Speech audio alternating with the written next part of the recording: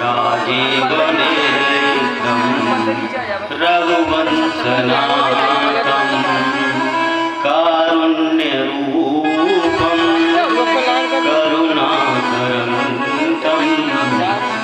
श्रीरामचन्द्रं शरणं प्रपद्ये रामचन्द्रं शरणं प्रपद्ये कर्पूरिवारं करुणावतारं संसारसारं भुजगेन्द्रहारं सदा वसन्तं हृदयारविन्दे भवानी सहितं नमामि मनोजवं मारुततुल्यवेगं जितेन्द्रियं बुद्धिमतां वरिष्ठं वातात्मजं वानरयूथमोक्षं श्रीरामदूतं शरणं प्रपद्ये श्रीरामदूतं शरणं प्रपद्ये माता रामो मत्पिता रामचन्द्र सखा रामो रामचन्द्र सर्वस्वं रामचन्द्रो दयालु नान्यं जाने भुजाने न जाने बंदों सिय सिय प्राण प्रिय सुषमाशील निधान भरत शत्रुघ्न जन सुखद रामानुज हनुमान बंदों प्रिय तुलसी के चरण जिनकी नेहु जग काज अकलि समुद्र बूढ़त लखेऊ प्रगटेऊ सब जहां सिया राम मैं सब जग जानी करहूँ प्रणाम जोर जुग पानी। अनंत कोटि परम ब्रह्मांड परापरम ब्रह्म भगवान श्री राघव को प्रणाम और भूत भावन भगवान शिव को साष्टांग, हनुमान जी महाराज को दंडवत, सिद्ध बाबा को प्रणाम, स्थान के सभी देवी देवताओं को प्रणाम, सदगुरु के चरणों में प्रणाम और माता पिता के चरणों में वंदन तथा यहाँ आज उपस्थित सभी भक्तगण को मेरा बार बार वंदन और अभिनंदन। आज आप यहाँ पर सब सुंदरकांड की कथा का श्रवण करने जा रहे हैं। मैं अपनी मंडली संतोष शर्मा और उनके पुत्रों के साथ डॉक्टर A.K. उपाध्याय इसे प्रस्तुत कर रहा हूँ। भगवान की कृपा से आप इस अमृतमय कथा का श्रवण करें। देखिए, सुंदरकांड पाठ तो सभी करते हैं। भारत में ऐसा कोई भी घर नहीं है जहाँ सुंदरकांड का पाठ ना हो, लेकिन पाठ कहते हैं कि पाठ पूरी तरह फल नहीं देता। क्यों? क्योंकि सबसे बड़ी बात यह है कि उस पाठ के अंदर छुपे हुए ठाठ को किसी ने पहचाना नहीं। जीवन जीने का वो वैज्ञानिक तरीका सुंदरकांड बताता है। यदि हम उसके अनुसार चलते हैं तो हमारे जीवन के सारे कष्ट दूर हो जाते हैं और हमें मोक्ष की प्राप्ति हो जाती है। सुंदरकांड पाठ करने से पहले आइए हम थोड़ी देर प्रभु संकीर्तन करें और प्रभु का नाम लें।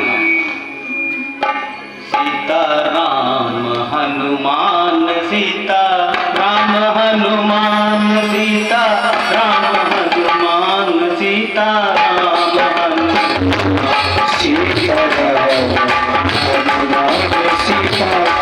राम हनुमान सीता राम हनुमान सीता राम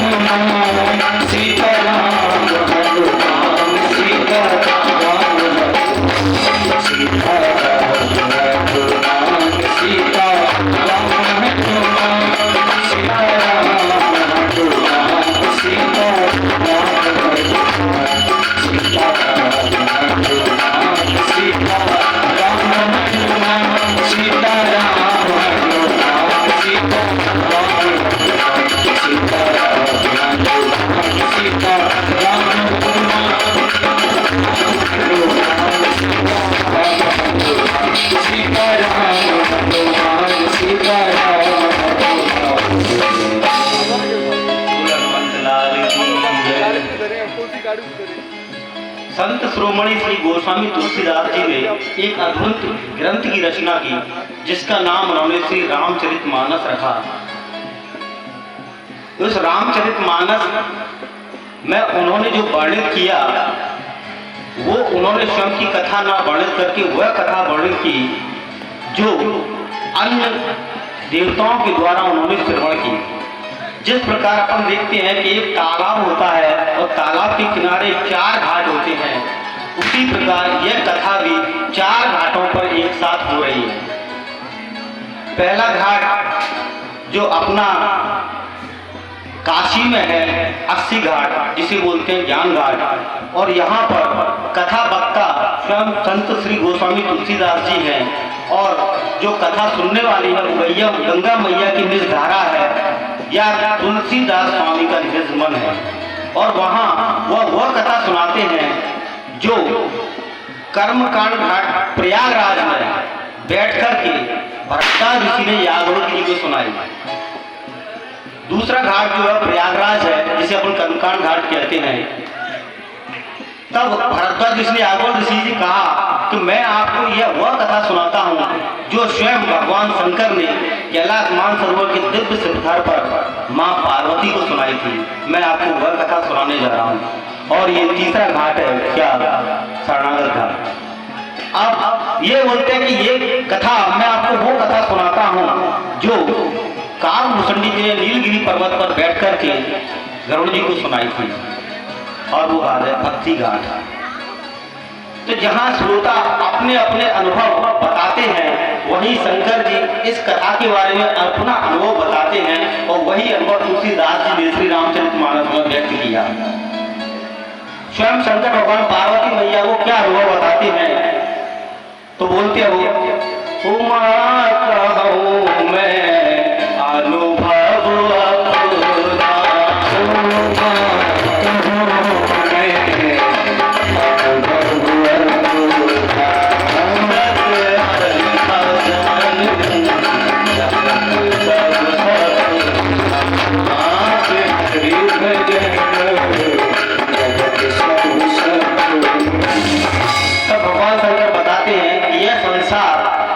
एक सपने की भांति है, इसमें केवल हरि का भजन ही सत्य है। जहां आपका सपना टूटा, आंख खुली, सपना टूट गया, सपना देखा खत्म हो गया, उसी प्रकार इस जीवन की सांस छूटी और जीवन खत्म हो गया। केवल सत्य है प्रभु का भजन। इसी प्रकार कालभूषणी जी ने गरुड़ जी को अपने शब्दों में इस कथा के वक्तव्य में कहा कि कहूं निज अनुभव सुनो खगेशा, और बिन हरि भजन न जाए कलेशा। खुद कालभूषणी जी भी गरुड़ जी को बताते हैं कि बिना हरि भजन के कलेश नहीं मिटता। तो ये वो कथा है जो गोस्वामी तुलसीदास जी ने लिखी। अब इसके 4-7 पार्ट उन्होंने बना दिए। सबसे पहला कांड बाल कांड, अयोध्या कांड, अरण्य कांड, किष्किंधा कांड, और 5वां कांड जो था सुंदर कांड। सुंदर कांड इस रामचरितमानस का हृदय कांड है, और सुंदर कांड के अंदर ही तुलसीदास जी ने वो सारी चीजें व्यक्त की हैं जो एक मनुष्य को उसके जीवन में आगे बढ़ने के लिए प्रेरणादायी होती है, और यदि उनका वो अनुसरण करता हुआ आगे बढ़ता है तो उसके जीवन में कोई भी समस्या नहीं आती है। लेकिन ये सुंदर कांड की कथा भी तभी किसी के मन में आती है जब वो बिल्कुल भक्ति पूर्वक मन लगा करके कथा सुनता है, तब उसे ये सारी चीज समझ में आती है। जिस प्रकार सीता माँ ने कथा सुनी थी कि लागी सुने श्रवण मन नाई, उनके सारे दुख को दूर कर दिया था जब वो पूरा ध्यान लगा करके कथा को सुनी थी। आइए हम कथा में प्रवेश करते हैं। तो सुंदरकांड की कथा उस समय से प्रारंभ होती है जब दक्षिण दिशा की ओर जाने वाले वानर भालू सीता माँ की खोज में जाते हैं और वो असफल हो जाते हैं। तब संपाति जी उन्हें बताते हैं कि सीता माँ की खोज से वही कर सकता है जो 100 योजन पार जा सकता है। तो सभी वानर भालू अपना स्वयं का निज निज बल बता रहे थे कि मैं 10 योजन में 20 योजन जा सकता हूँ। तब उसी समय जामवंत जी थे जो उन सबके नायक थे। उन्होंने कहा कि अरे अब तो मैं वृद्ध हो गया हूँ, मेरे में पहले जैसा बल नहीं रहा, नहीं तो मैं इस समुद्र को खीर खीर में ही पार कर जाता। तब उन्होंने, देखिए वृद्ध लोग क्या होते हैं, युवाओं में ऊर्जा भरने के लिए अपने जवानी के किस्से उन्हें सुनाते हैं। अरे कि जब मैं तुम्हारे जैसा था तब तो मैं ये ऐसे ही कर देता था। उसी क्रम में जामवंत जी ने कहा, बल्ली बांधत प्रभु बाड़ो असो तनु बरन न जाए, वह घड़ी महतीनी सात प्रदक्ष। जब भगवान ने बलि को बांधने के लिए विक्रम रूप लिया था, मैं उस समय युवा था और मात्र 2 ही घड़ी में मैंने उनकी 7 परिक्रमा कर डाली थी। अब मैं बूढ़ा हो गया हूँ और मेरे में पहले जैसा बल नहीं है।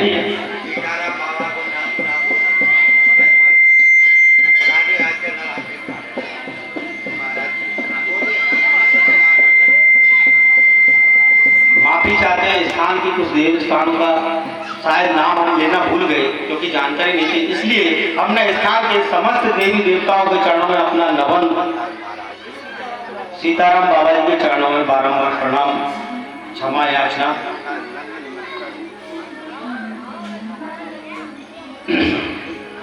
श्री राम जय राम, जय जय राम, श्री राम जय राम, जय जय राम, श्री राम जय राम, जय जय राम, श्री राम जय राम, जय राम। जब उसी समय मैंने उनकी 2 घड़ी में ही 7 परिक्रमा ले ली थी। अब तो मैं व्रत हो गया हूँ, मेरे में पहले जैसा बल नहीं रहा। तब अंगद जी बोलते हैं, अंगद कहे जाऊं मैं पारा, जिये संशय कभी फिरती बारा, कि मैं पार तो जा सकता हूँ लेकिन मुझे आने में संशय है। क्यों? लंका है क्या? लंका वास्तव में कुशंग की नगरी है। और अंगद जी यहाँ सिर्फ यही कहना चाहते हैं कि लंका में कुसंग में प्रवेश करना तो आसान है, लेकिन उससे वापस आना मेरे बस की बात नहीं है, इसलिए मैं जाने में असमर्थ हूँ। उसी समय हनुमान जी महाराज भी सभा में चुपचाप बैठे बैठे अपने प्रभु के भजन में मगन रहते थे। तब जामवंत जी ने कहा, जो ये कार्य कर सकता है वो चुपचाप बैठा है, वो क्यों नहीं बोलता? तब उन्होंने हनुमान जी से कहा, क्या कहरीक्षपत सुनो हनुमाना, कछु प्रसाद रहो बलवाना। कहरीक्षपत सुनो हनुमाना, कहरीक्षपत सुनो हनुमाना, कछु प्रसाद रहो बलवाना, कछु प्रसाद रहो बलवाना।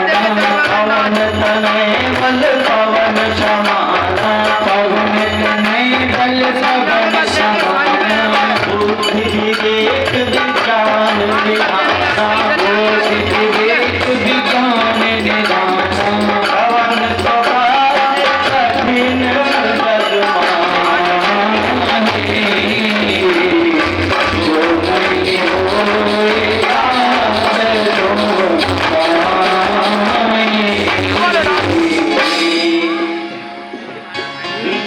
हनुमान जी से कहा, चुपचाप क्यों बैठे हो? तो बुद्धि और बल के भंडार है। ऐसा संसार का कौन सा कार्य है जिसे आप नहीं कर सकते हो? हनुमान जी की इतनी प्रशंसा करने के बावजूद भी हनुमान जी बिल्कुल टस से मस नहीं हुए। क्यों? क्योंकि यहाँ पर हनुमान जी की प्रशंसा हो रही थी और एक श्रेष्ठ साधक कभी भी अपनी प्रशंसा को सुनना पसंद नहीं करता। हनुमान जी चुपचाप रहे। तब जामवंत जी ने कहा, आप इस संसार में पता है किस लिए आए? तब उन्होंने कहा, राम काज लगी तब अवतारा, राम काज लगी तब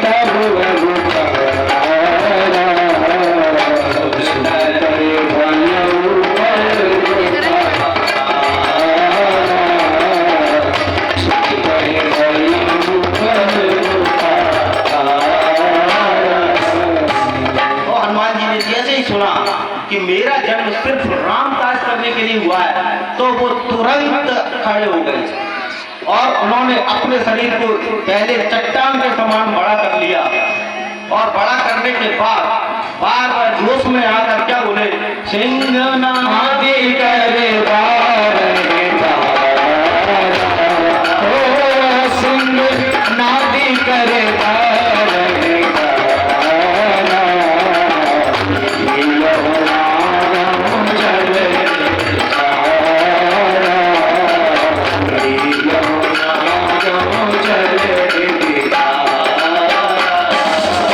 सहज सहाय रावण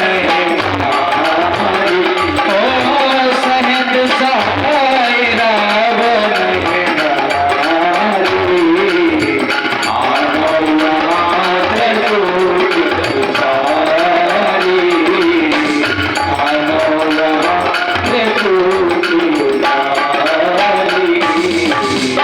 हनुमान जी पूरे जोश में आ गए और बार बार जय श्री राम का उद्घोष करने लगे और कहने लगे, बताइए कहिए तो मैं पूरे श्रीलंका को त्रिकुंटाल पर्वत सहित रावण को उसके भाइयों से उठा के ले आऊं?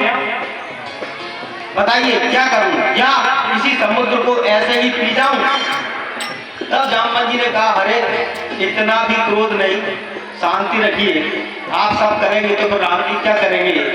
तब उन्होंने सिर्फ इतना कहा, क्या इतना करहूं तात तुम जाई, ओ इतना करहूं तात तुम जाई, सीता की कहां सुख आई, सीता की कहां सुख आई। आप सिर्फ इतना कीजिए, जाइए और केवल सीता माँ का पता लगा के आएंगे, बाकी सब काम तो प्रभु राम जी का है। वो जाएंगे अपनी सेना के साथ, रावण को मारेंगे, लंका को जाड़ेंगे, जो भी करना हो करेंगे। आप सिर्फ इतना करिए। और हनुमान जी को जामवंत जी की ये बात बहुत पसंद आई। क्यों पसंद आई? क्योंकि उन्होंने क्या कहा, सर आप पता लगा के आइए। इसीलिए कहा जाता है कि परिवार में, समाज में, समूह में, किसी भी समाज में एक बुजुर्ग व्यक्ति का होना अत्यंत आवश्यक है। जामवंत जी क्या है? वृद्ध है। क्योंकि वृद्ध लोगों में क्या होता है, एक बहुत अच्छी शक्ति होती है, वह सलाह देने की शक्ति। मनुष्य की 3 अवस्था होती हैं, एक बाल्यावस्था, एक युवावस्था और एक वृद्धावस्था। देखिए बाल्यावस्था में बच्चे को आप जो भी सिखाएंगे बहुत जल्दी सीख जाएगा। युवावस्था में उसे जो करना है अपने भुजाओं के बल पर कर जाएगा। लेकिन वृद्धावस्था में विचार शक्ति आदमी की बहुत बढ़ जाती है। इसलिए जो व्यक्ति वृद्धों की बात सुनता है उसका कल्याण होता है। इसलिए हमेशा वृद्धों का सम्मान करना चाहिए और जीवन में लिए गए उनके अनुभवों का लाभ लेते हुए अपने जीवन में अनुसरण करते रहना चाहिए। केवल उनको इतनी बात अच्छी लगी और आगे चल गई। अब देखिए तुलसीदास जी ने सुंदरकांड में सबसे पहले श्री राम जी के स्वरूप का वर्णन किया है इस श्लोक के माध्यम से। तो श्लोक, शांतम शाश्वतम अप्रेयमनिधम निर्वाण शांति प्रदम ब्रह्मा संभुपेन्द्र सेव्यम निशम वेदांत वेद्यम विभुम रामाख्यम जगदीश्वरम सुरगुरुम माया मनुष्यम हरिम वंदेहम करुणाकरम रघुवरम भूपालचूड़ामणि। सबसे पहले तुलसीदास जी ने राम जी के स्वरूप का वर्णन किया है कि जो सर्वदा शांत हैं और जिन्हें प्रमाणों के द्वारा प्रमाणित नहीं किया जा सकता, जो मोक्ष को देने वाले हैं, शांति को देने वाले हैं, ब्रह्मा जी, शंभु जी और शेषनाग जी दिन रात उनकी सेवा में लगे रहते हैं, जो सारे वेद वेदांतों के ज्ञाता हैं, जो रघुकुल के श्रेष्ठ है, राजाओं में राजाओं को भी शिरोमणि है और जिनका नाम राम है, ऐसे प्रभु को मैं वंदन करता हूँ।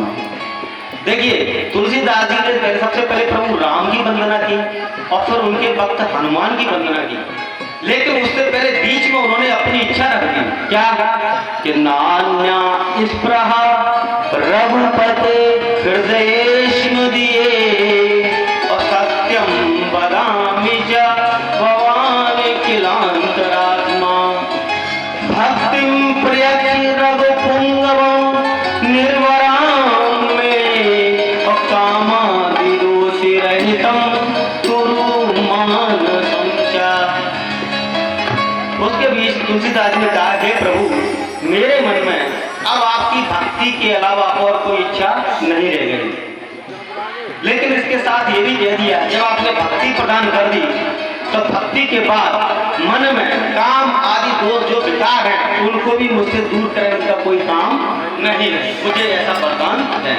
और उसके बाद उन्होंने हनुमान जी के अष्टरूप की वंदना की, और वो क्या है, अतुलित बलधाम है मुझे लाभ दिए हम अतनुज बन कृशान ज्ञानी नाम अग्रगण्यम सकल गुण निधानम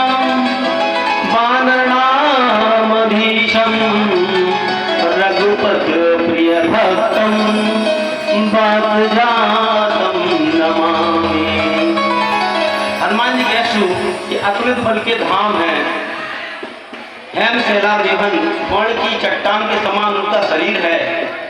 धनुष बन कृषाणु यानी कि राक्षसों के वन रूपी राक्षसों के वनों को नष्ट करने वाले और ज्ञानियों में सबसे आगे संपूर्ण गुणों की खान और वानरों के राजा। और सबसे बड़ी बात हनुमान जी वायुपुत्र, और सबसे बड़ी बात श्री राम जी के प्रिय भक्त को हमारा नमन।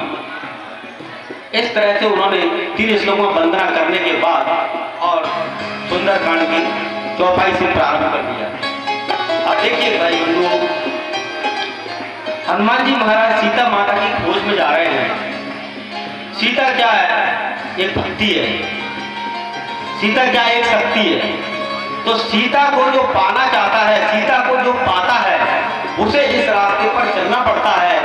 ये सुंदरकांड के माध्यम से हनुमान जी महाराज ने बताया है। अब देखिए यहाँ पर चलते हैं। जामवंत के बचन सुहाए, जामवंत के बचन सुहाए, सुने हनुमंत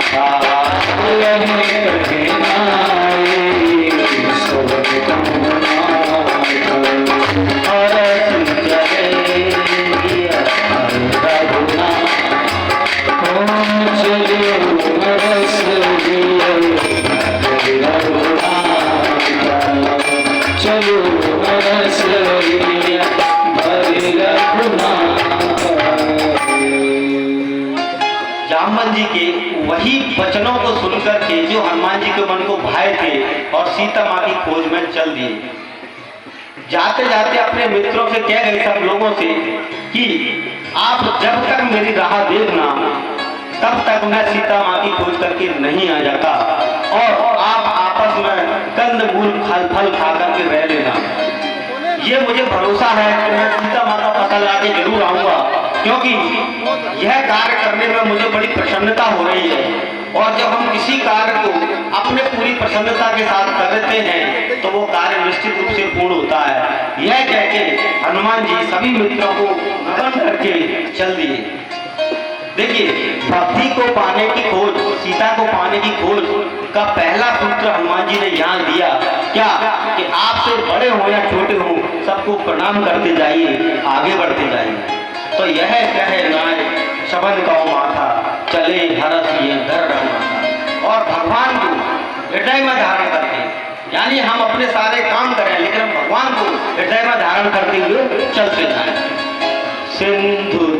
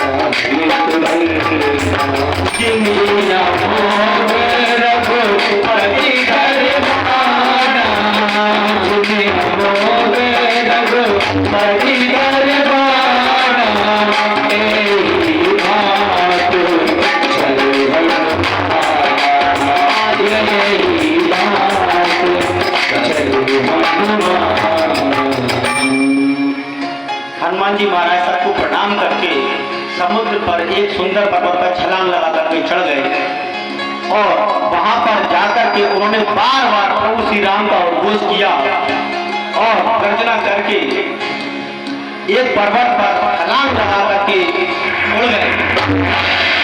लेकिन देखिए, जैसे ही हनुमान जी ने उस पर्वत पर पैर रख के छलांग लगाई, वो पर्वत तुरंत पाताल को चला गया।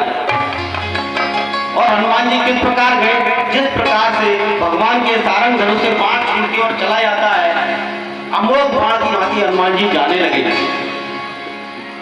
जब हनुमान जी जाने लगे उड़ते उड़ते जब समुद्र के ऊपर से गए तो समुद्र देवता ने विचार किया कि हनुमान जी महाराज राम काज करने के लिए जा रहे हैं, तो इन्हें थोड़ी देर के लिए विश्राम के लिए समुद्र देवता ने मेनाक पर्वत से कहा कि आप ऊपर आइए और इनको विश्राम कराइए।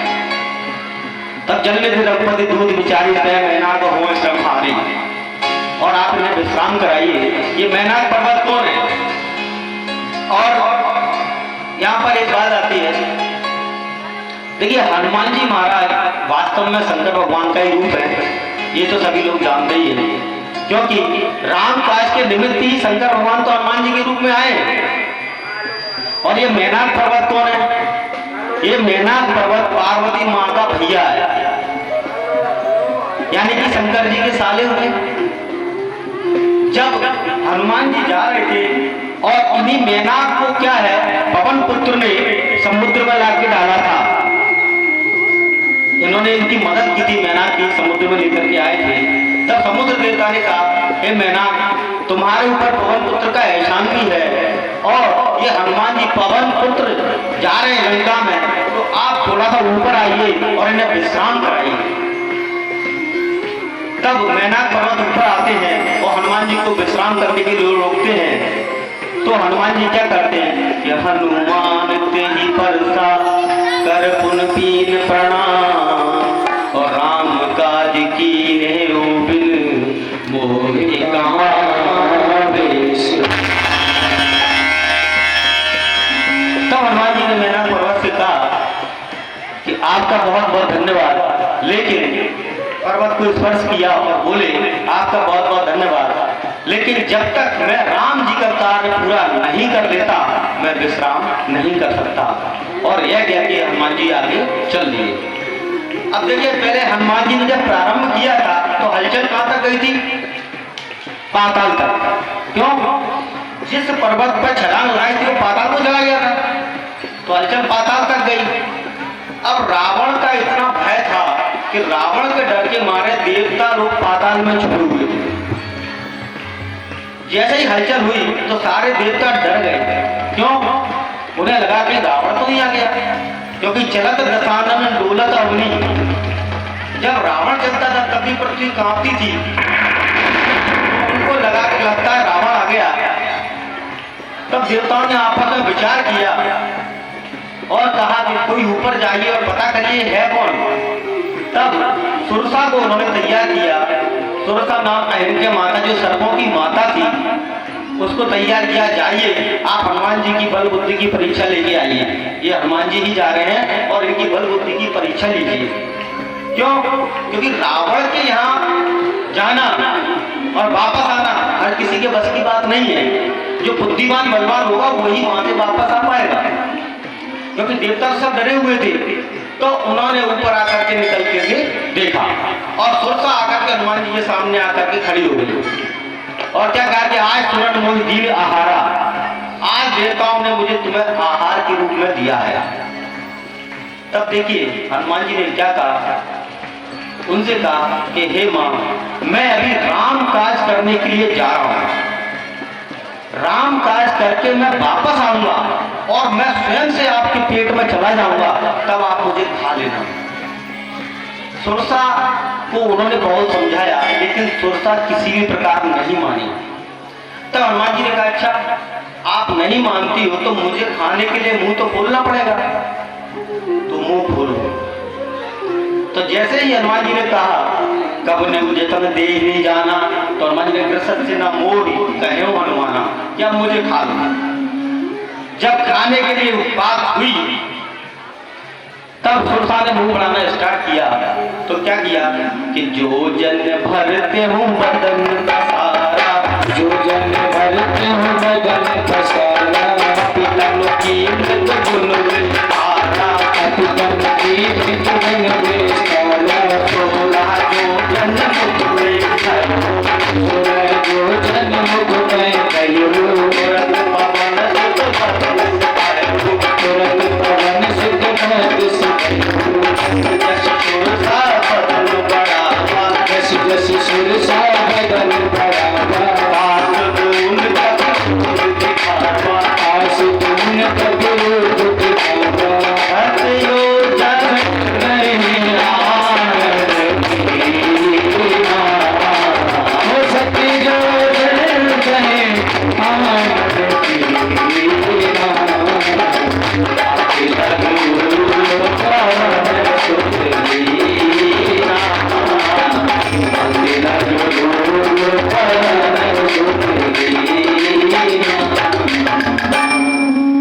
देखिए सुरसा ने हनुमान जी को खाने के लिए एक योजन का मुंह खोला तो हनुमान जी दुगने हो गए, 2 योजन का मुंह खोल लिया।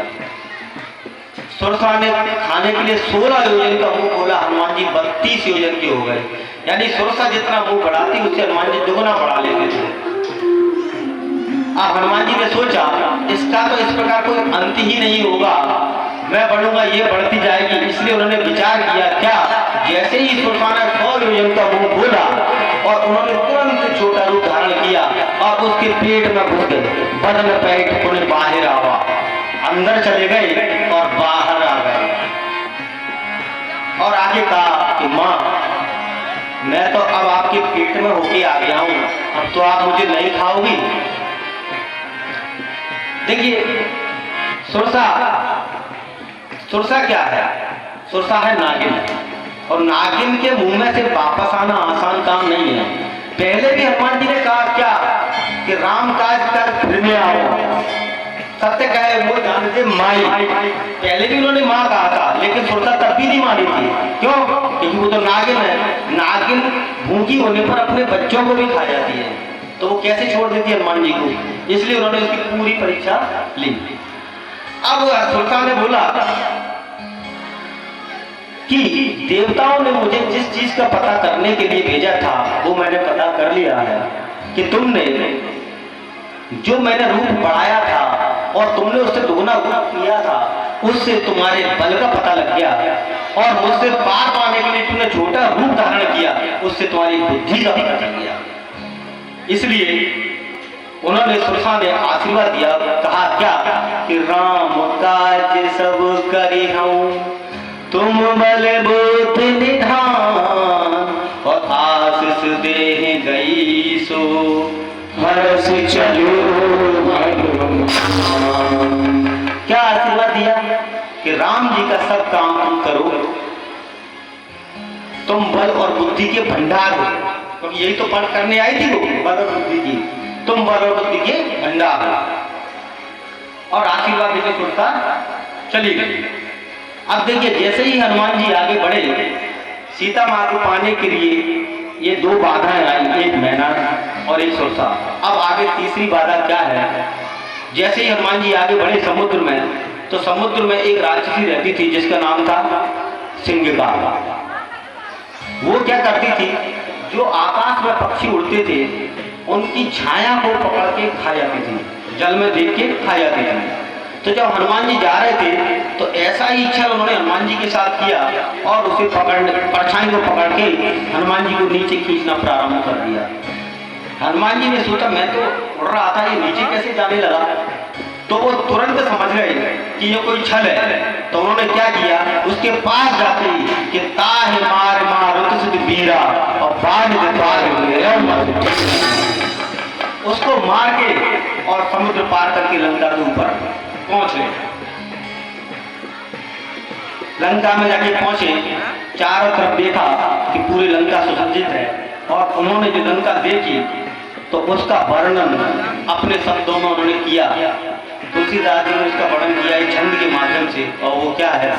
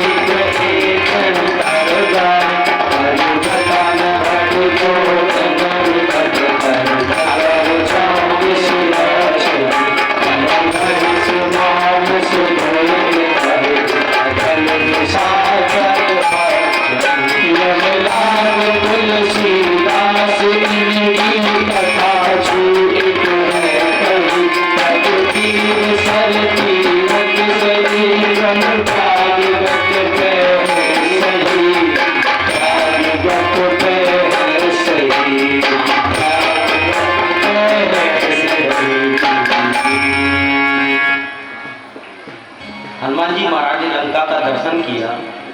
लंका है क्या? वास्तव में देखा जाए तो लंका है क्या?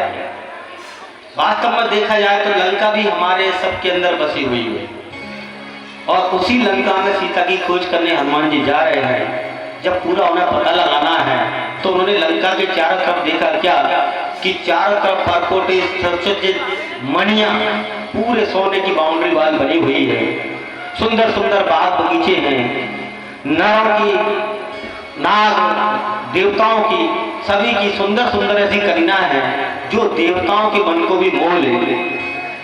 विभिन्न प्रकार के अखाड़े हो रहे हैं, विभिन्न प्रकार के हाथी, घोड़ा, रथ, खच्चर, सेना, जिसका कोई वर्णन नहीं किया जा सकता।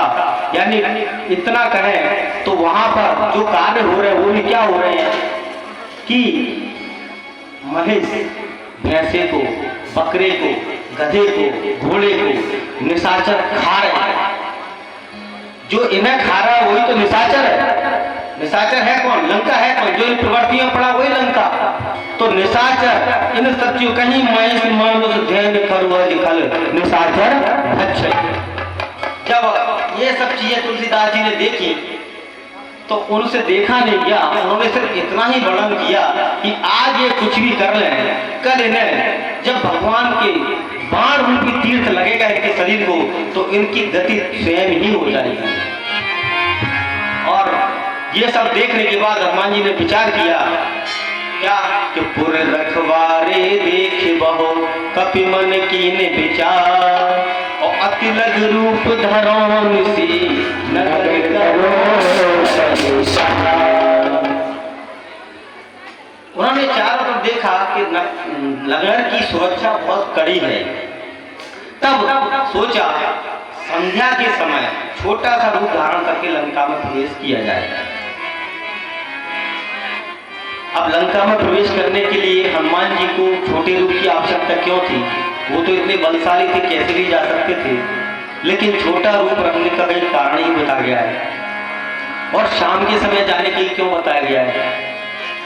क्योंकि तुलसीदास जी कहते हैं कि देखिए यदि हनुमान जी दिन में लंका में पहुंच जाते तो वो रावण से इंप्रेस हो जाते। क्यों? क्योंकि दिन में तो रावण शिव जी की इतनी पूजा करता है, सिर चढ़ा के चढ़ाता है, सिर काट के चढ़ाता है। तो हनुमान जी बड़े हो जाते प्रसन्न, अरे ये तो बहुत बड़ा भक्त है। तो हनुमान जी ने क्या किया कि रात्रि में ही इंसान अपनी असली रूप में आता है। दिन भर वो कैसा ही क्यों ना धारण कर ले, तिलक लगा ले, कुछ भी कर ले, कैसे कपड़े कर ले, लेकिन शाम के समय जब आप उससे मिलोगे तो वो असली रूप में आता है। तो हनुमान जी ने विचार किया कि जैसे ही रात्रि होगी और मैं लंका में प्रवेश करूंगा। एक उद्देश्य ये था। दूसरा उद्देश्य ये था कि भगवान ने राम ने जब भेजा था तब ये कहा था कि आपको लंका की चारों तरफ से अच्छी सिक्योरिटी चेक करके आना है, पूरे दुश्मन की जानकारी लेके आनी है। अब यही ये बात निकल के आती है कि देखिए सीता माँ भक्ति है, भक्ति की खोज में हनुमान जी जा रहे हैं। हम भी भक्ति की खोज में जाते हैं तो सबसे पहले कुछ बाधाएं आपको आती हैं। आपने जैसे ही भक्ति प्रारंभ की तो सबसे पहले आपके सामने बाधा क्या आएगी? सुख सुविधाओं का ढेर। सुख सुविधाओं का ढेर यानी कि मैनाक पर्वत। जब मैनाक पर्वत हनुमान जी के सामने आया तो उन्होंने क्या किया? केवल स्पर्श किया। यहाँ ये संकेत देती है कथा कि सुख सुविधाओं को आपको केवल स्पर्श करना है और आगे बढ़ना है, आपकी मंजिल तो दूर है। लेकिन हम नादान मनुष्य इन्हीं में खो के और इन्हीं भंवर जाल में फंस के भक्ति से दूर रह जाते हैं, आगे बढ़ ही नहीं पाते। पहले सुख सुविधा, सोना मिला, चांदी मिला, धन संपत्ति मिली, भगवान को भूल जाते हैं। लेकिन वास्तविकता में सीता बहुत दूर है, भक्ति बहुत दूर है, मंजिल बहुत दूर है। हनुमान जी फिर आगे चले तो उन्हें सुरसा मिली। देखिए सुरसा हमारे जीवन में भी बैठी हुई है। और सुरसा क्या है? सुरसा है हमारी कामना, हमारी वासना। इसको जितना पूरा करो उतना बढ़ती जाती है। जैसे सुरसा 1 योजन से 2 योजन की होती रही, हनुमान जी 2 योजन की सुरसा 4 योजन की। तो इसी प्रकार हमारी इच्छाएं आज एक पूरी करोगे कल दूसरी बढ़ जाएगी, वो दूसरी करोगे परसों तीसरी बढ़ जाएगी। तो ये सुरसा क्या है? ये तृष्णा है। तो हनुमान जी ने क्या किया? देखिए निकलने का रास्ता इसका कोई पार नहीं है, तो इसलिए छोटे होके अपनी इच्छाओं को दबा करके यहाँ से निकल लीजिए तो आप भक्ति के रास्ते में प्रवेश कर जाएंगे, अन्यथा आप काम वासनाओं में दब के वहीं मर जाएंगे। जब सुरसा से आगे बढ़े तो उन्हें एक और बाधा मिली थी, सिंह का। ये हमारे जीवन में भी मिलती है। सिंह का क्या है? सिंह का है ईर्ष्या, जलन। और जलन किससे होती है? अपने से ऊपर वालों से, नीचे वालों से नहीं होती, अपने से ऊपर वालों से। अच्छा उसकी 2 गाड़ी मेरे पास क्यों नहीं है? तो यही तो सिंह का है। क्या है सिंह का?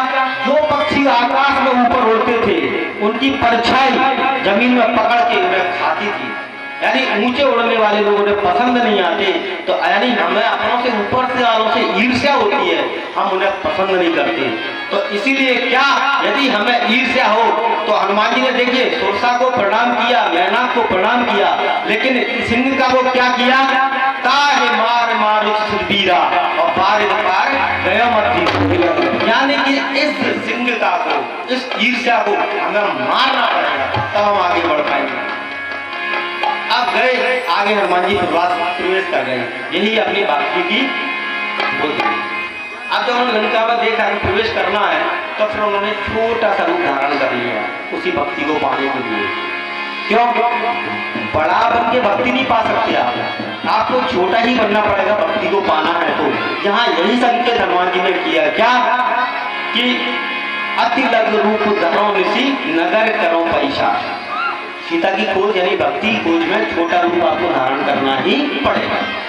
अब हनुमान जी आगे चल रही, क्या मशक समान रूप कपि धरि, मशक समान रूप कपि धरि, अंग कहि चले सुमिर नर हरि, चलो सुमिर नर हरि, नाम लंकिनी एक रे प्यारी, नाम लंकिनी एक रे स्वरूप करत मोर से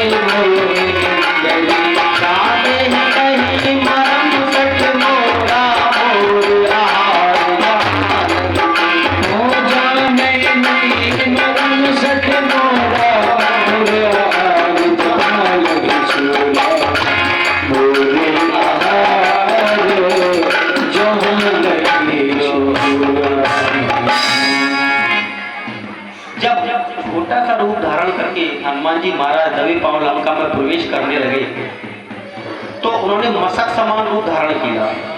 मशक कुछ लोग कुछ जगह मच्छर के रूप में मिलता है, कुछ जगह बिल्ली के छोटा सा जो बच्चा होता है उसके बराबर। अब देखिए हनुमान जी जब लंका में प्रवेश किए तब कैसे थे? सिंहनाद करे 12-12, खूब बड़े थे, बड़े साइज में थे। और जब बड़े साइज से कोई व्यक्ति बिल्ली के साइज में आ जाए तो मच्छर जैसा ही माना जाएगा, इसलिए मशक समान रूप कर धरी और लंका में चल दिए। लेकिन भगवान को याद करते हुए तो जैसे ही दरवाजे पर पहुंचे, लंका के मुख्य द्वार पर पहुंचे, तो लंका के मुख्य द्वार पर लंकिनी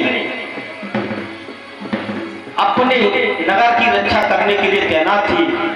लंकिनी ने देखा कि कोई दबे पांव लंका में प्रवेश कर रहा है, तो उसने कहा, क्या कौन हो तुम जो दबे पांव लंका में जानते जा रहे हो?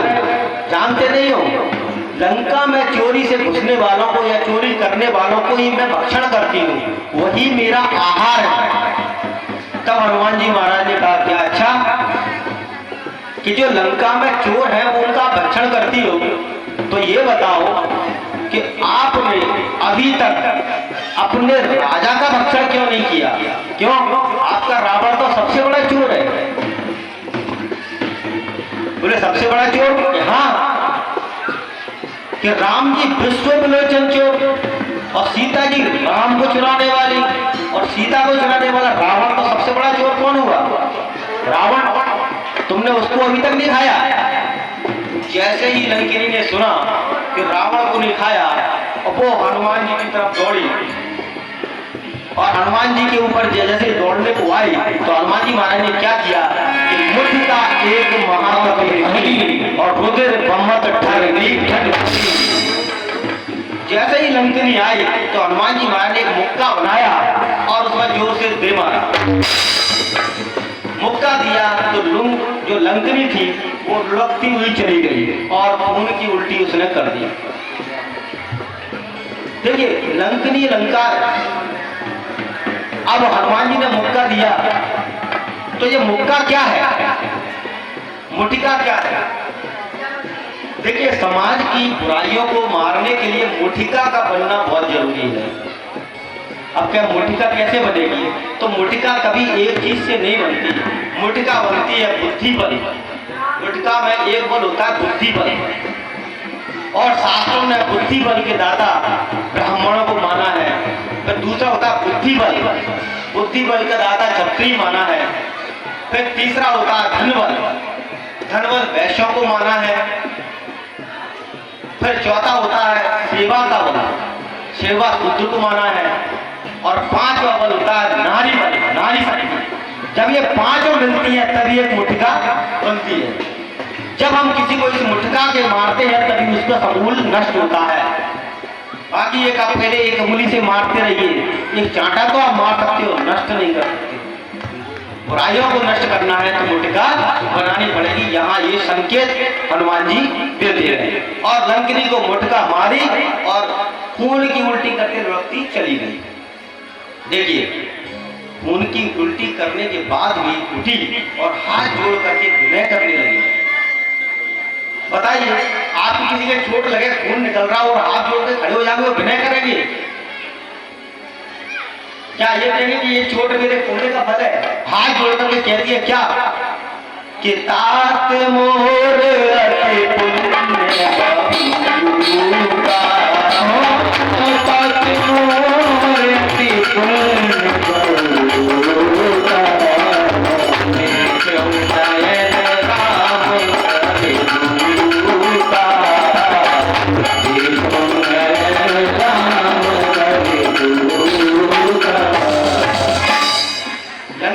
चोट लगी तो उसे समझ में आया कि ये मेरी चोट मेरे पुण्य का फल है, जिससे मेरी हनुमान जी से भेंट हुई।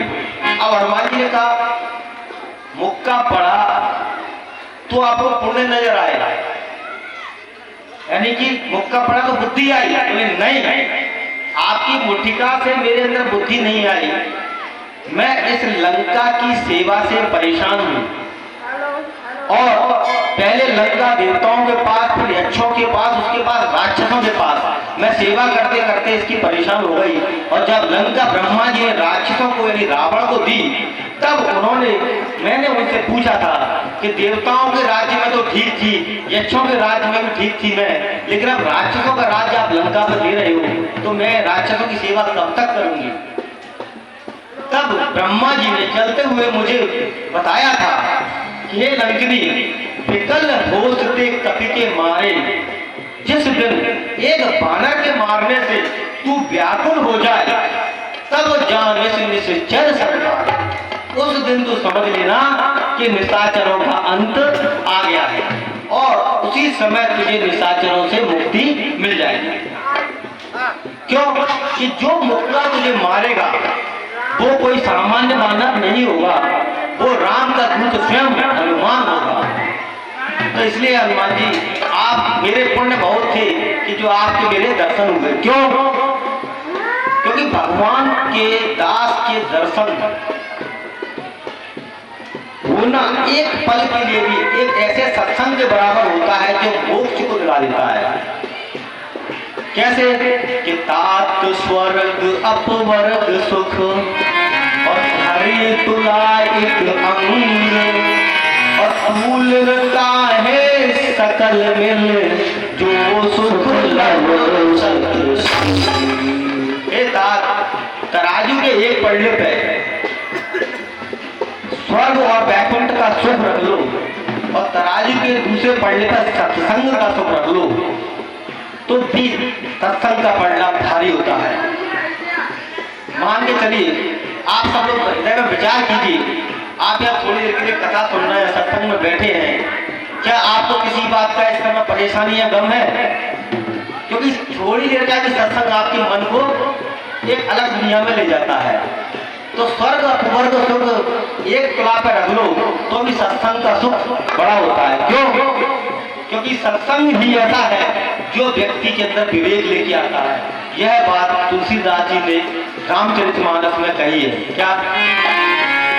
बिनु सत्संग विवेक ना होई, बिनु सत्संग विवेक ना होई, आवे में सुलभ ना होई, मानव पाव में सुलभ ना सोई, सुध रहे सत्संगत पाई, सत सुख में सत्य संगत पाई, भारत भारत कुहात सुहाई,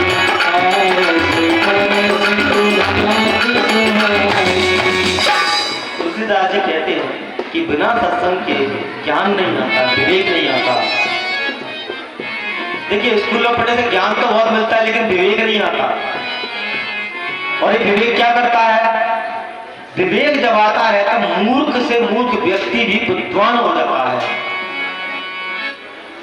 मूर्ख से मूर्ख व्यक्ति भी विद्वान हो जाता है सत्संग में जाने के बाद। तो ये सत्संग की महिमा बताई। और उसके बाद लंकिनी ने कहा कि जाइए आप प्रवेश कीजिए और सब कार्य कीजिए, क्योंकि सर्व अपर का सुख बताने के बाद लंकिनी के आप नगर में प्रवेश कीजिए। प्रवेश नगर की जय सब काजा,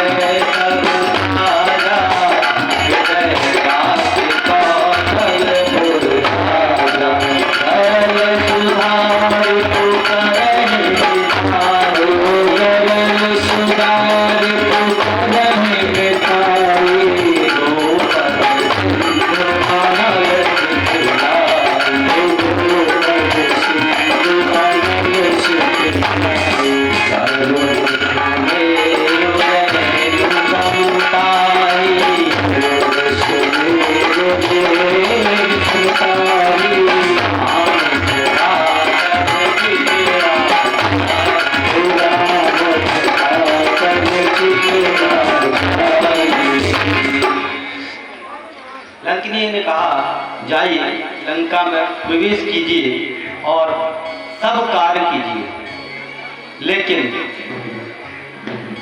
अपने हृदय में प्रभु श्री राम को याद करते हुए धारण करते हुए प्रवेश कीजिए। किनको? जिनके प्रताप से गरल सुधा जहर भी अमृत बन जाता है,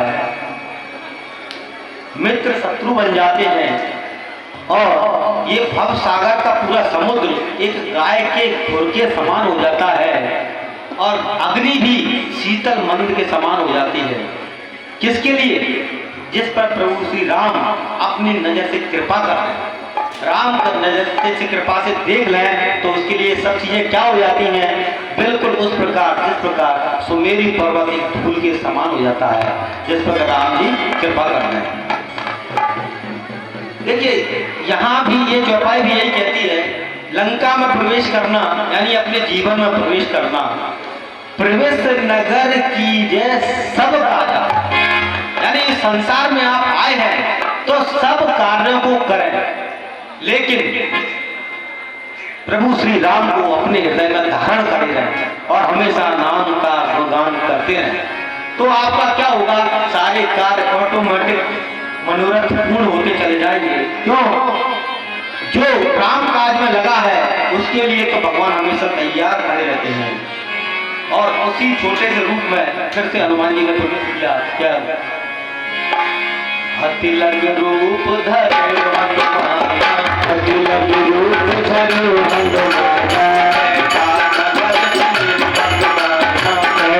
नगर सुमिर भगवान, मंदिर प्रति कर शोभा, मंदिर प्रति कर शोभा, जहाँ तहाँ अगणित जोधा, जहाँ तहाँ अगणित जोधा, गयं दशानन मंदिर माही, दशानन मंदिर माही, अति विचित्र कही बात सुनाई, अति विचित्र कही बात सुनाई, शयन किए देखा कपि तेहि, शयन किए देखा कपि तेहि, मंदिर नवनदी कुबेर देहि, मंदिर नवनदी कुबेर देहि, भवन एक पुरनी शोभा,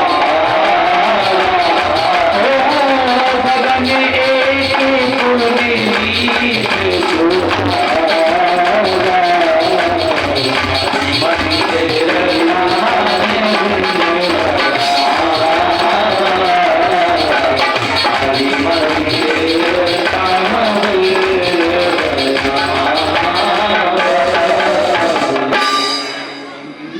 हनुमान जी महाराज छोटा सा रूप बनाकर के लंका में प्रवेश कर दिए और एक एक घर का उन्होंने निरीक्षण किया।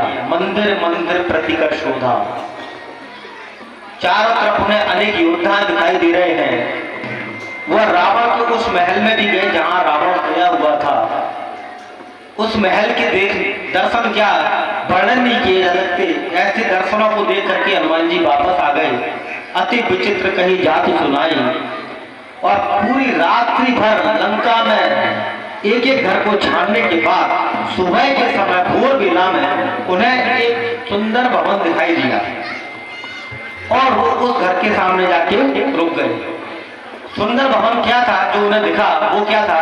राम युद्ध अंकित ग्रह शोभा बरन न जाए और नव तुलसी का वृंद है देख। हनुमान जी लंका में पहुंचे, उन्होंने देखा ये पूरी निशाचरों की नगरी और यहाँ पर ये अलग सा घर जिसके द्वारे रामायुध यानी कि राम के धनुष और बाण बने हुए थे। वाल्मीकि रामायण में राम नाम वर्णित था, राम नाम अंकित ग्रह, यानी घर पे क्या लिखा? राम नाम। दूसरा क्या देखा? पूरे आंगन में नए नए तुलसी के पौधे खिले हुए। तो हनुमान जी ने विचार किया कि ये घर लंका में दिख तो अलग ही रहा है, लेकिन लंका का क्या है? पूरा रूप भ्रमित है। पूरा रूप क्या है? बहरूपिया है। क्यों? क्योंकि रावण ने सीता माँ का हरण भी साधु के रूप में ही किया था। शूर्पणखा भी भेष बदल के गई थी, तो ये घर भी कोई माया तो नहीं। यह विचार करने लगे और घर के बाहर खड़े हो गए और सोचा यदि ये भगवान का भक्त होगा तो ये कुछ संकेत मिलेंगे और विचार करने लगे क्या कि लंका निश्चर निकर निवासा यहाँ के यहाँ सज्जन करवासा। जब ऐसा विचार कर रहे थे ते ही समय विभीषण जागा। उसी समय क्या हुआ? विभीषण जाग गया। देखिए ये भगवान का उपक्रम है। आप राम काज के लिए निकलिए तो आपके सारे रास्ते अपने आप बनते चले जाएंगे, ये बताते हैं। विभीषण का एड्रेस लेके नहीं गए थे, लेकिन विभीषण के घर पर पहुंच गए। अब विभीषण जैसे ही उठा तो सबसे पहले उन्होंने क्या किया? उठते ही राम राम ते ही सुमिरन कीना। जब हम सुबह उठते हैं तो सबसे पहले भोर बेला में उठ के उन्होंने क्या किया कि राम राम ते ही सुमिरन कीना। हनुमान जी को समझ में आया कि ये राम राम बोल रहा है कि जरूर ये भगवान का भक्त है। पर लंका में भगत जी विचार में तो थे, लंका में भगत कहां से आ गया? फिर भी उन्होंने कहा चलो भगत है तो देखिए जो सज्जन पुरुष है, भक्त है, उसे पहले से ही मुलाकात करने में कोई नुकसान नहीं होता। और हनुमान जी ने क्या किया? उनसे आगे ही जाके मुलाकात की, आगे से बढ़ के, और ब्राह्मण का वेश बनाया और उनके सामने जाकर के खड़े हो गए और राम राम हनुमान जी भी करने लगे। जब हनुमान जी राम राम करने लगे तो विभीषण जी तुरंत अंदर से दौड़ के आए। लंका में राम राम कौन कर रहा है? क्योंकि लंका में राम राम बोलने का परमिट तो सिर्फ मेरे पास है। लगता है कोई बाहर से आया है और उसको पता नहीं है कि लंका में राम राम बोलना राष्ट्रद्रोह है। तो वो दौड़ के आए और उन्होंने क्या किया? करी प्रणाम और पूछी कुशलाई। सबसे पहले प्रणाम किया। क्यों? क्योंकि विभीषण जी भक्त थे और हनुमान जी भक्त थे, तो भक्त भक्त से मिलता है, सबसे पहले उसकी कुशलता ही पूछता है। राम प्रणाम किया, कुशलता पूछी। कुशलता पूछने के बाद उन्होंने पूछा कि आप लंका में कैसे?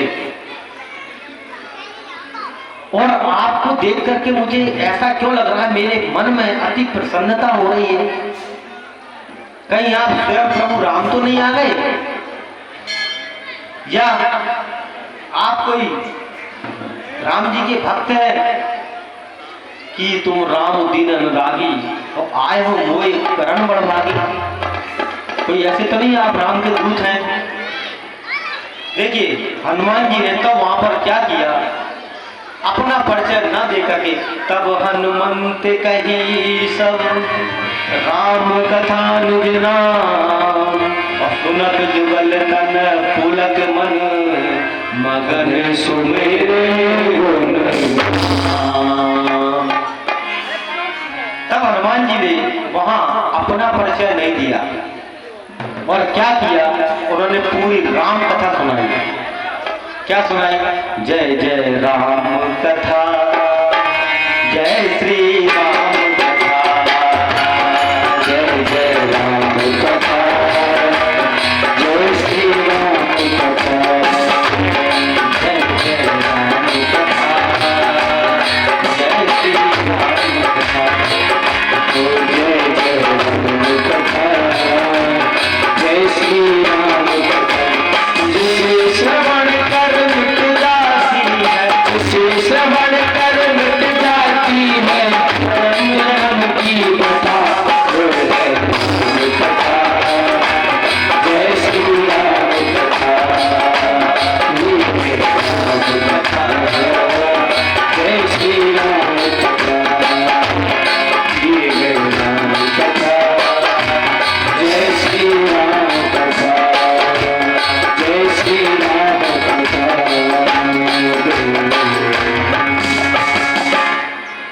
तब हनुमान जी ने पूरी राम कथा के माध्यम से राम जी का परिचय दिया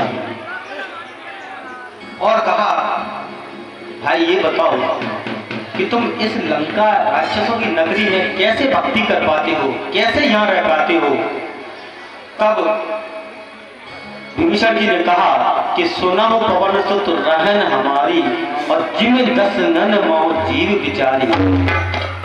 हे पवन पुत्र, मैं इस लंका में ऐसे रहता हूँ जैसे दांतों के बीच में जीव, डरी डरी सी, सहमी सहमी सी, कब बाहर को निकले कब कट जाए पता नहीं। तब हनुमान जी ने कहा, अरे मित्र, फिर तो तुम बहुत भाग्यशाली हो। क्यों? दांतों के बीच में रह के भी आप सुरक्षित हो। क्यों? लंबे हो। क्यों? दांत अकड़ में रहते हैं, दांत अकड़ते हैं, जीभ नरम होती है, तो जीभ पहले आती है बाद में जाती है, लेकिन दांत बाद में आते हैं और पहले चले जाते हैं, क्योंकि ये अकड़ ही तो उनको पहले गिरा देती है।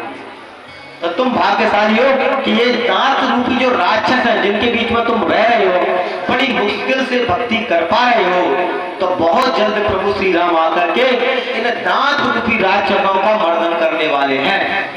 बहुत जल्दी लंका राक्षस विहीन हो जाएगी, तब तुम स्वतंत्र हो जाना।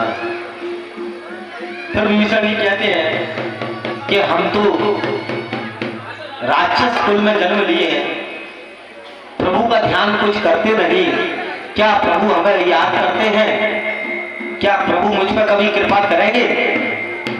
तब हनुमान जी महाराज ने कहा कि विभीषण जी सुनो, विभीषण जी, हमारे प्रभु की तो हमेशा की यही रीति है कि वो सदा अपने सेवक पर प्रीति ही करते हैं। सुना विभूषण प्रभु की रीति, करें सदा सेवक पर प्रीति। है विभीषण, आप पर प्रभु की कृपा है। अब आप मुझे ही देख लो, मेरे खानदान को क्या कहा जाता है? मैं भी चंचल मन का हूँ, कपि हूँ। मेरे कुल खानदान को कहा जाता है कि जो लोग हमारा सुबह सुबह नाम ले ले उनको दिन भर खाना नहीं मिलता, भोजन नहीं मिलता, प्रात ले जो नाम हमारा ताय न मिले आहारा। फिर भी उन्होंने मुझ पर कृपा की है, तो तुम तो मुझसे लाख गुना अच्छे हो, आप पर तो प्रभु कृपा बरस रही है।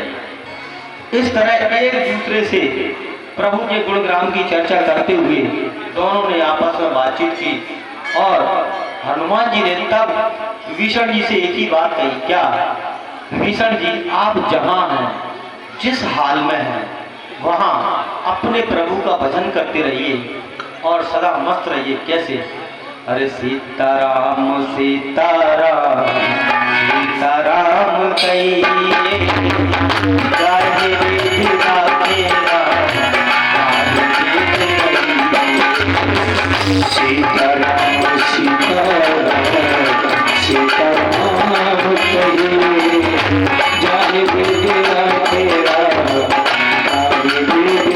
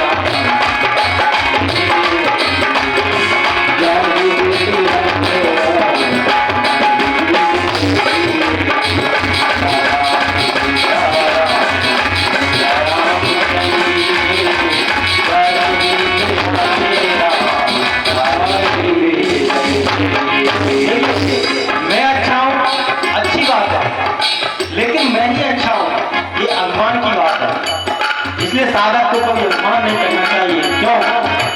या अभिमान तो फिर मान नहीं पाएगा, अभिमान तो फिर मान नहीं पाएगा, अभिमान तो फिर मान नहीं पाएगा, अभिमान तो फिर मान नहीं पाएगा। होगा प्यार वही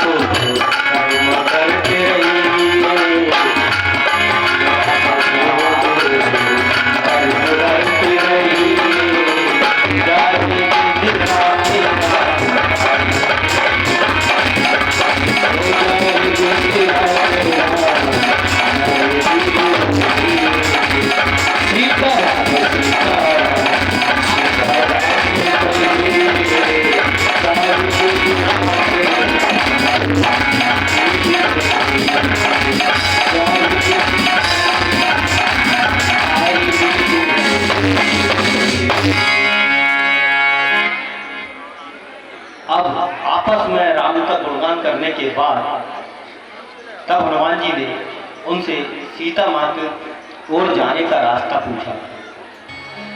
लेकिन यहाँ पर एक बात आती है, देखिए हनुमान जी किसके द्वारे आते हैं। यदि आप भी हनुमान जी को अपने द्वारे बुलाना चाहते हैं तो आप एक चीज का ध्यान रखें, जो यहाँ पर आगे की 2 चौपाई और 1 दोहा में लिखा है, क्या? भवन एक पुण्य दीक सुहावा, हरि मंदिर ता भिन्न बनावा। यानी कि यदि आप अपने घर में भगवान का एक छोटा सा मंदिर बनाते हैं तो हनुमान जी अवश्य आते हैं, पहली बात। दूसरी बात क्या थी? रामायुधंकित ग्रह। अब यदि आप अपने घर पे लिखें राम राम, जय श्री राम, सीताराम निवास, अब आप लिखे पंकज निवास, गुड्डू निवास, फलाने निवास, तो हनुमान जी नहीं आने वाले। जो राम का घर होगा वही तो हनुमान जी उनके द्वारे रहेंगे। क्या? कि राम द्वारे तुम रखवारे, हो तो ना क्या बिन पैसारे। हर घर के द्वार पर राम नाम अंकित होना जरूरी है, तभी हनुमान जी आते हैं। राम नाम हो गया। तीसरी बात, नव तुलसी का वृंद है। तुलसी का घर में एक पौधा नहीं, अनेकों पौधे लगाने चाहिए।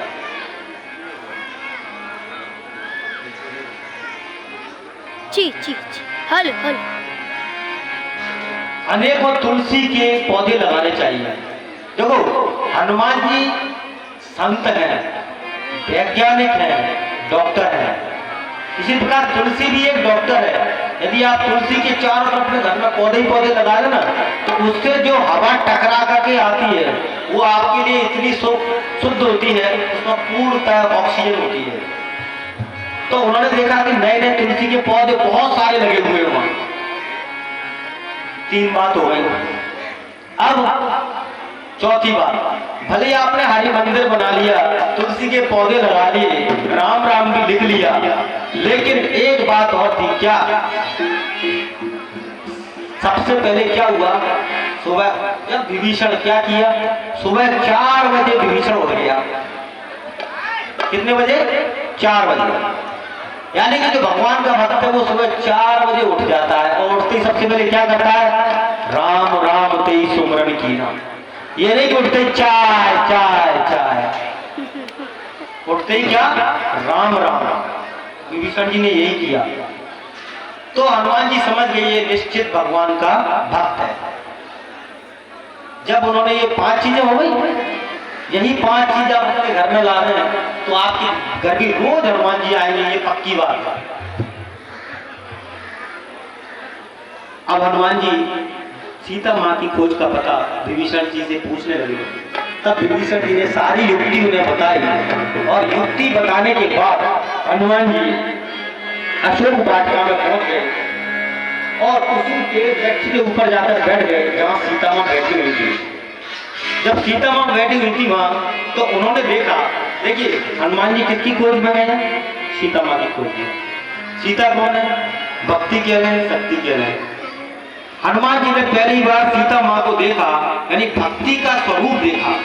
तो भक्ति कैसी होनी चाहिए, तो उन्होंने क्या देखा भक्ति में कि कृष्ण शीश जटा एक बैनी जपत हृदय रघुपति गुरु श्रेणी। उनका ये शरीर है सीता माँ का क्या हुआ, बिल्कुल दुबला पतला कृष्ण, यानी भक्त का शरीर कैसा होना चाहिए, दुबला पतला। क्योंकि वो तो हमेशा अपने भगवान की भजन में खोया रहता है, भगवान के मोह में खोया रहता है, तो वो मोटा तो हो नहीं सकता। और कोई भक्त कई ऐसे होते हैं जो जिनका स्वास्थ्य अच्छा होता है, ब्रह्मचर्य का पालन करते हैं, तो वो सिद्ध भी होते हैं, मोटे भी होते हैं। इसका मतलब ये पेट मोटा, ये चार लोग इधर से पकड़े, चार लोग इधर से पकड़ कर तो चल पड़े, वो नहीं। भक्त कृष्ण जटा एक बैनी, देखिए त्रिजटा अभी आएगी, तीन जटा हुआ है। सीता मां कैसी है, जटा एक बैनी। एक बैनी का अर्थ यहाँ क्या है, एक बैनी से अर्थ ये बताया गया एक निष्ठता। असली भक्ति तो वही है, एक निष्ठता। क्या हम किसी को भी जपें उसके एक निष्ठ हो जाए, ये नहीं सोमवार को शंकर जी, मंगलवार को हनुमान जी, बुधवार को गणेश जी, गुरुवार को प्राण जी, सभी को प्रणाम करें, लेकिन एक निष्ठता बनाए रखें। तो सीता जी की क्या एक निष्ठता है, राम है। तीसरी चीज रघुपति गुरु श्रेणी, और भगवान में और मन में हमेशा जिसके भगवान का नाम जिन्हें चलता रहता है वही भक्ति को प्राप्त कर सकता है। और उसके आगे बताया, आगे के दुआ में कैसे भक्ति मिलती रहती है। निज पद नयन दिए मन राम पद कमल और परम दुखी पवन सुत देख जाने।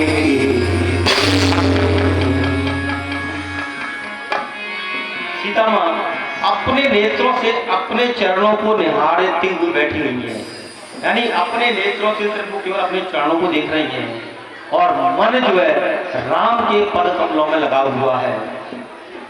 और बिल्कुल इस हालत को देख करके हनुमान जी भी व्याकुल हो चुके हैं।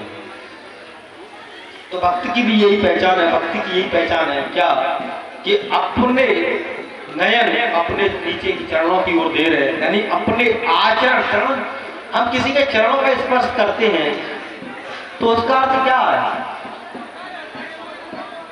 बहुत से लोगों को पता होगा, ज्यादातर बुजुर्ग लोग जानते ही होंगे, लेकिन चरणों को स्पर्श करना ये नहीं है कि हम उस व्यक्ति को स्पर्श कर रहे हैं, नहीं, चरणों को स्पर्श करने का शुद्ध अर्थ ये होता है कि हम उसके आचरण को स्पर्श कर रहे हैं। इसलिए हर किसी के चरण भी नहीं छूने चाहिए, जिसके आचरण शुद्ध हो उसके चरणों को छूना चाहिए। चरणों को छूना यही बताया गया है। वो सीता माँ की हालत देख करके अब हनुमान जी महाराज सोचने लगे कि मेरा एक काम बताया था राम जी ने, क्या कि इतना करो सीता जी का पता लगा सकता है। तो हनुमान जी ने कहा मेरा काम यहाँ पूरा हो गया और मैंने सीता माँ का पता लगा लिया। अब यही सोचते सोचते पत्तों के बीच में छुपे तरु पल्लों में रहा लुकाई, करो विचार करो का भाई। बैठे बैठे विचार कर रहे थे कि उसी समय रावण अपनी रानियों सबके सहित, दासियों के सहित आया और सीता माँ को अनेक प्रकार से डराने लगा, अनेक त्रास देने लगा। जब सीता माँ को अनेक त्रास देने लगा, सीता माँ ने उनकी बात नहीं मानी। देखिए शास्त्रों में लिखा है कि किसी बात को मनवाने के लिए 4 काम करने चाहिए शास्त्रों के अनुसार, साम दाम दंड भेद। तो रावण ने साम अपना लिया पहले कि पूरी अपने वैभव दिखा दिया कि मेरे पास लंका में ये है वो है और तुम मेरे पास आ जाओगे तो ये सारी रानियां तुम्हारे चरणों में की दासी बन जाएंगी, खूब वैभव दिखा लिया। फिर उसने क्या किया, डराया, यदि तुमने मेरी बात नहीं मानी तो इसी चंद्रहास से मैं तुम्हारा गर्दन अलग कर दूंगा। तब सीता माँ ने, देखिए यहाँ पर भारतीय परंपरा के अनुसार तब सीता माँ ने कहा कि रावण इतने सारे प्रस्ताव मेरे सामने रख रहा है और यदि मैं इसका जवाब नहीं दूंगी तो ये भी गलत होगा। क्यों कि जवाब ना देना भी मौन स्वीकृति मानी जाती है। आप भोजन कर रहे हो और आपको कोई पूरी परेश रहा हो और आप उसे जवाब ना दें तो वो क्या समझेगा कि आपको चाहिए। इसलिए सीता माँ ने कहा कि जवाब देना रावण को जरूरी है। इसलिए उन्होंने क्या किया कि तृण घर ओट कहत वैदेही और सुमिर अवधपति परम शनेही, इनके की ओट को लगाया और उसके बाद उन्होंने रावण से बात की। अब देखिए तिनका तृणके की ओट क्यों लगाई उन्होंने? भारतीय परंपरा के अनुसार स्त्रियों को, महिलाओं को पर पुरुष से बात करते समय किसी के साथ में होना आवश्यक है। चाहे भाई हो, चाहे माता हो, चाहे पिता हो, चाहे बंधु हो, चाहे कोई हो। और कोई नहीं होता है तो माताएं बहनें बात करते समय अपना पल्लू डाल लेती हैं। वो ओट होना जरूरी है। तो सीता माँ परम सती है, परम सावित्री है। उन्होंने पर पुरुष से बात करने के लिए तिनको को अपनी आड़ बनाया और कहा कि सुन दस मुख खद्योत प्रकाशा, दस मुख प्रकाशा, तबहु की नल में कहे विकासा, तबहु की नल में कहे विकासा, असमन समुद्र कहत जानकी, असमन समुद्र कहत जानकी, फल सुख नहीं कबीर वाणी, सुखने रघुवीर वाणी, संत हरि हरि आवन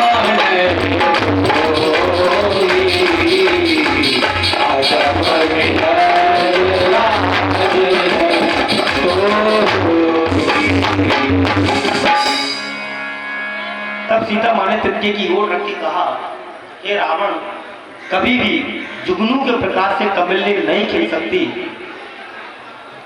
और उनको रावण को प्रभु श्री राम के बाणों का भय बताया और कहा यदि तुम वीर होते तो मुझे एकांत में हरण करके नहीं लाते, युद्ध करके लेके आते। तुमने मुझे सोने में हरण किया है, तुम्हारी क्या क्षमता है? जब सीता माँ ने रावण से ये कहा, क्या खुद को क्या समझा जुगनू, जुगनू के समान कहा तो मैं गुस्सा। तो आप सुन खगोत शम राम भानु समान और परस वचन काल यश बोला तुरंत उसने तलवार निकाली और कहा, हे सीता तुमने मेरा अपमान किया है, इसी चंद्रहास से मैं तेरा गला अलग कर दूंगा। रावण की इस बात का भी सीता मां पर कोई प्रभाव नहीं पड़ा। जब रावण चंद्रहास लेकर के दौड़ा तो सीता मां ने कहा, हे चंद्रहास तुम ही मेरे इस दुख को हर लो और तुम मेरा सर धड़ से अलग कर दो। क्यों? क्योंकि ये रावण की कांटों भरी वाणी मुझसे बर्दाश्त नहीं होती। ये कह के जैसे ही रावण मारने को दौड़ा तो मंदोदरी ने रावण का हाथ पकड़ लिया और कहा कि स्त्री पर हाथ नहीं उठाना चाहिए और उसे समझा के ले गए। जब रावण अपने भवन चला गया और सभी दासियों से कह गया क्या कि जा सीता को विभिन्न प्रकार से डराओ और एक माह के भीतर यदि इसने मेरा कहना नहीं माना तो मैं इसी तलवार से इसका धड़ अलग कर दूंगा। और ये कह के रावण चला गया। अब हनुमान जी ये सब पेड़ पर देख रहे हैं, उन्हें बहुत क्रोध आ रहा है। अरे मेरी माँ को इतनी त्रास दी जा रही है और फिर भी मैं कुछ नहीं कर पा रहा हूँ। लेकिन उन्होंने कहा कि अभी मैं क्या कर सकता हूँ, मेरे को यहीं तक की आज्ञा थी, इसलिए आज्ञा जब तक मुझे आगे नहीं मिलेगी वो बैठे रहे। अब उसी समय क्या हुआ, त्रिजटा नाम राक्षसी एका राम चरण रत निपुण विवेका। त्रिजटा जो थी एक राक्षसी थी जिसे सीता माँ की देखरेख में रावण ने लगा रखा था। त्रिजटा वास्तव में विभीषण जी की बहन है, रावण की बहन है एक तरह से। तो वो क्या, राम चरण रत निपुण विवेका, वो राम की इतनी बड़ी भक्त थी और ज्ञानवान थी, इसीलिए उनको उनकी इसमें लगाया। उसने क्या कहा, सब दासियों को बुलाया और कहा सीता को डराना बंद करो, पहले मेरी बात सुनो। क्या कि सपने बानर लंका लाई, सपने बानर लंका जाए, रात दान सेना जब मारी, उदान सेना सब मारे, हर आरूढ़ लगन बसी, हर आरूढ़ नगन बस सीसा, मृत सिर खंडित विभूषा, मृत सिर खंडित भुज बीसा, जो दक्षिण में जाई, यह विधि सो दक्षिण दिस जाए, लंका मानो भीषण पाई, लंका मनो विभीषण पाई, ओम नगर फिरी रघुबीर दुआरे,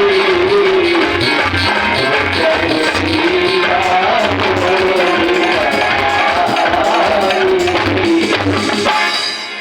देखिए, तब त्रिजटा ने कहा कि आज मैंने एक सपना देखा है और सपने में एक बानर आया है। हनुमान जी ऊपर बैठे बैठे सतर्क हो गए, बानर जैसे ही नाम लिया, सतर्क क्या कहीं मुझे देख तो नहीं लिया। बानर आया, उसने क्या किया, उसने पूरी लंका को जला दिया है और रावण गधे पे बैठा है, उसका सिर मुड़ा हुआ है, उसकी बीचों भुजाएं कट गई है और गधे पे बैठा हुआ दक्षिण दिशा की ओर जा रहा है। पूरे नगर में मानो राम दुहाई भर गई है और लंका मानो विभीषण ने पा ली है। ये सपना मैंने देखा है भोर बेला में। तो मैं कहना चाहती हूँ, इतना ही नहीं, ये सपना सत्य होगा। कब? यह सपना सत्य हुए गए त्रिचारी दिन, 4 दिन के अंदर अंदर यह सपना सत्य हो जाएगा। तब हनुमान जी ने कहा, बाप मिल गया मैसेज।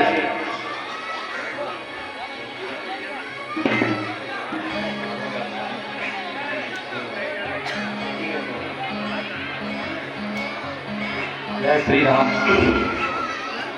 तब बाप मिल गया संदेश कि लंका भी मुझे जलाना है।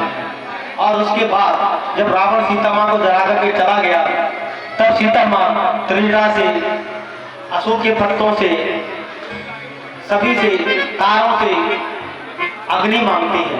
क्यों? क्योंकि वो चाहती है कि अग्नि जल जाए और ये मैं अपने शरीर को नष्ट कर दूं। तब त्रिजटा कहती है, पुत्री रात्रि में अग्नि कहीं नहीं मिलेगी, और वो कहकर के चली जाती है त्रिजटा।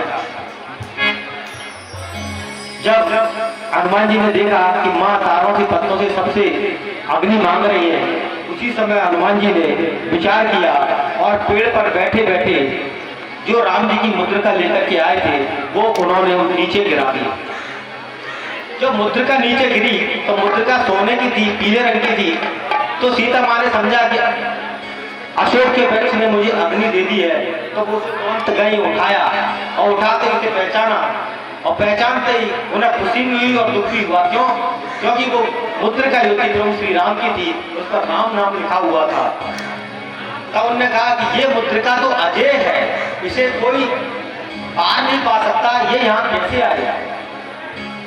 तब हनुमान जी पेड़ के ऊपर बैठे बैठे सीता माँ को राम कहानी सुनाने लगे। क्या कहत सुनत आवे, कहत सुनत आवे, कहत सुनत आवे, अखियों में पानी राम कहत सुनत आवे,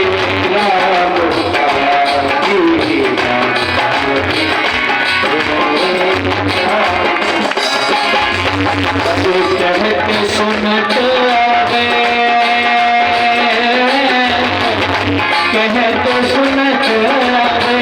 कहत सुनत आवे, अखियों में पानी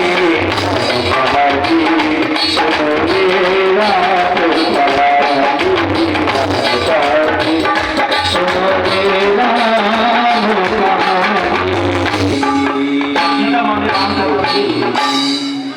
तो उन्हें लगा कि इतनी अमृतमय कथा मुझे जिसने सुनाई वो मेरे सामने क्यों नहीं आता। सर्वराम जी कथा सुनाई, कामों से प्रकट होती के भाई, जिसने मुझे इतनी पवित्र कथा सुनाई वो मेरे सामने क्यों नहीं आता। तब हनुमान जी बोले, माँ ये सिर्फ कथा ही सुंदर है, कहने वाला ये तो बंदर है, कथा ही सुंदर है।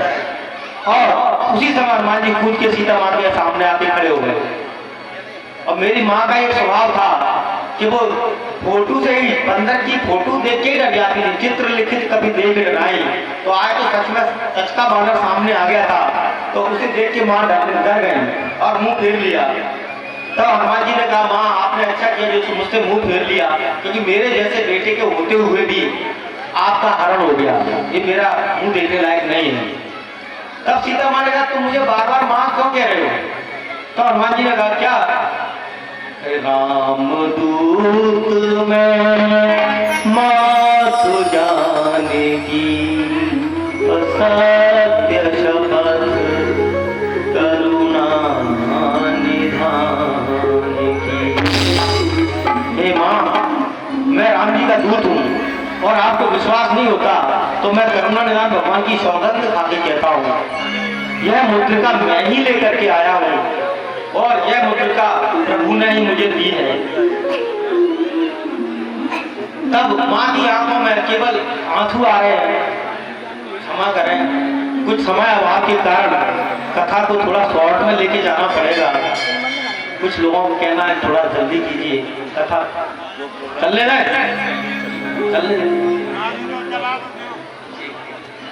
चल। तब सीता माँ ने कहा, पूछा कि हे पुत्र ये बताओ प्रभु कैसे हैं? प्रभु कैसे हैं? वो अपने भाई से कुशल से तो है ना? ठीक है, चलने को नहीं कह रहे, चलने हैं?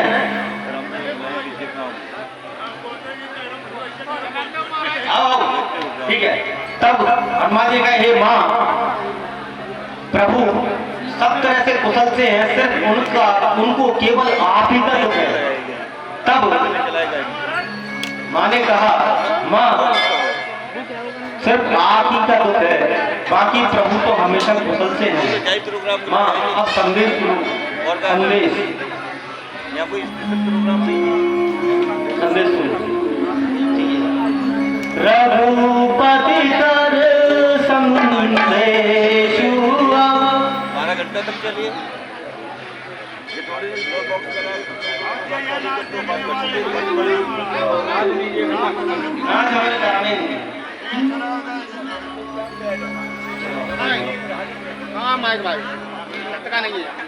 हे माँ, बैठी 2 घंटा